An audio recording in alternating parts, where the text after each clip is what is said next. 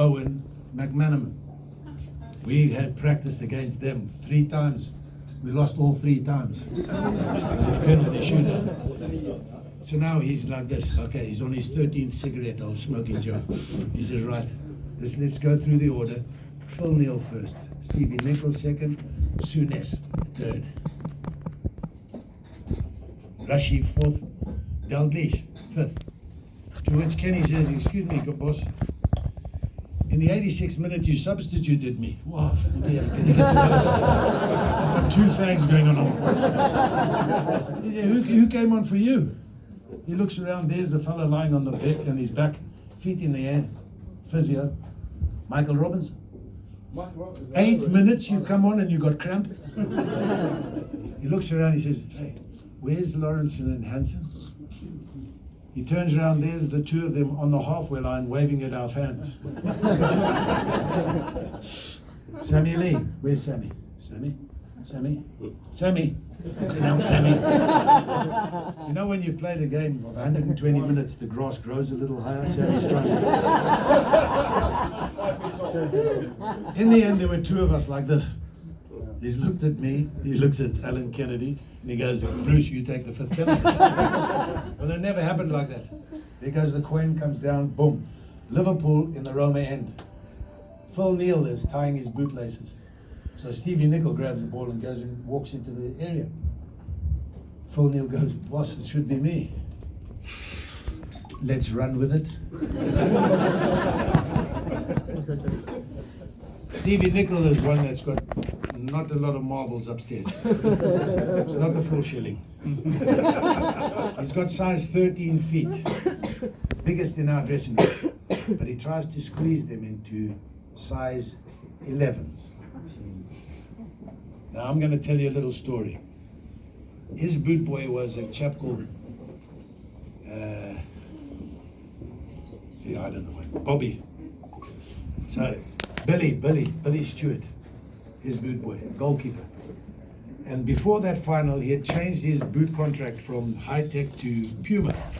So for the rest of the week, the week before, he gets this big box of boots.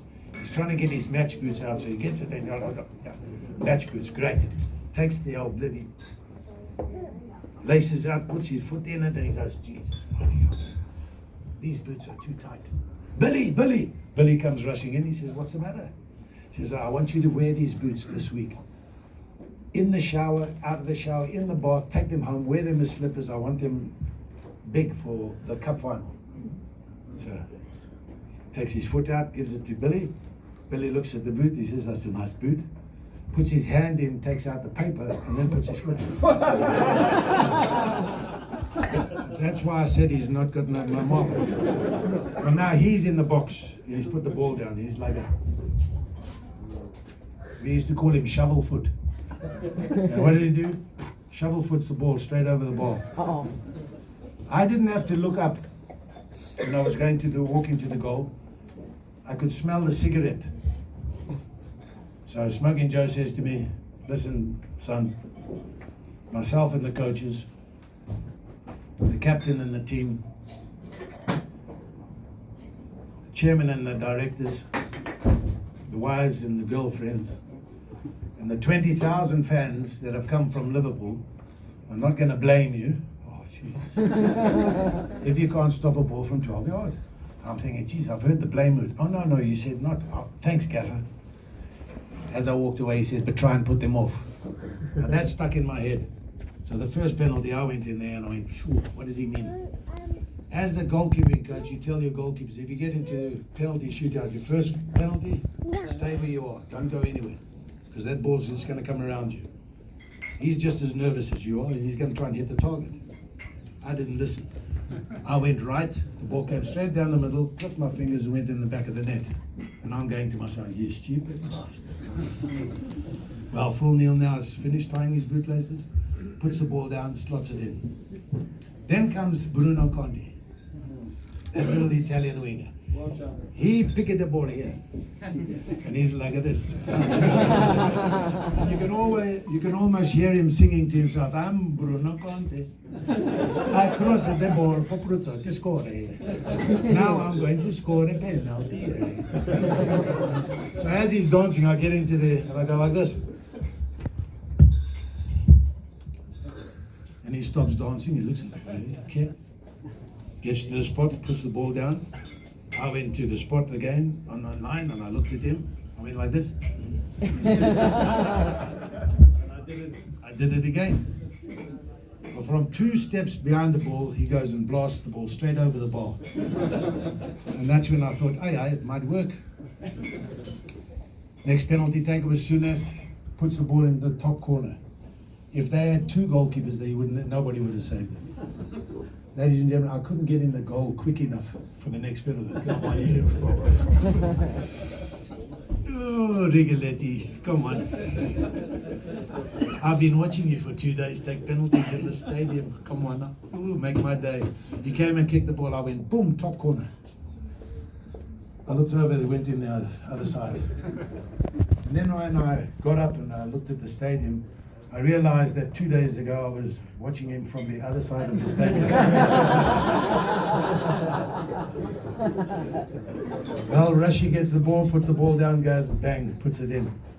And then comes Graziani. Graziani picks the ball up here. And then he puts his arm around the referee. And I didn't like that, so I ran into the net, I bit the net.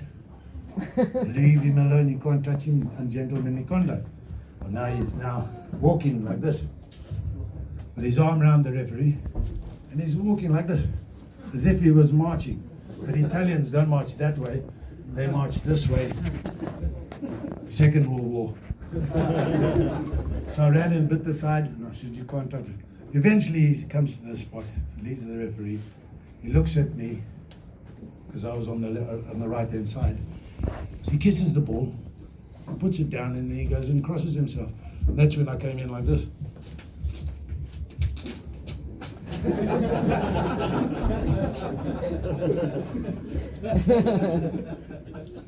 He looked at me, he goes, oi, crosses himself. And I'm thinking to myself, what am I doing? Well, you know, I'm in Rome, and I've just bitten something that looks like spaghetti. And you know when you put hard spaghetti into boiling water, it collapses from there down. So I did this again. He crossed himself, I did this again. And then, remembering that it was from the other side of the stadium that I was watching these penalty takers, he was the second one I was watching. I know it's coming here. Well, I go early, he's changed his mind from there and he's gone, boom, it's hit the bar, and I started running around the field, clapping my hands, yeah, you bastard. Forgetting that I had to take the 5th penalty. Well, I know why I wasn't allowed to, because Joe Fagan looked at me and he said, okay, look at that idiot, get in the book. I even said to the gaffer, excuse me, gaffer, it should be me. He says, if it takes you 20 seconds to get here, you can suffer like the rest of us and watch him take the penalty. Well, AK will tell you, and he told us, I knew where I'm going to put the ball. 2 days before, he told us, I'm going to be putting it bottom right, bottom right, bottom right. He went and hit it so sweetly, top left. In 1981, he had exactly the same thing.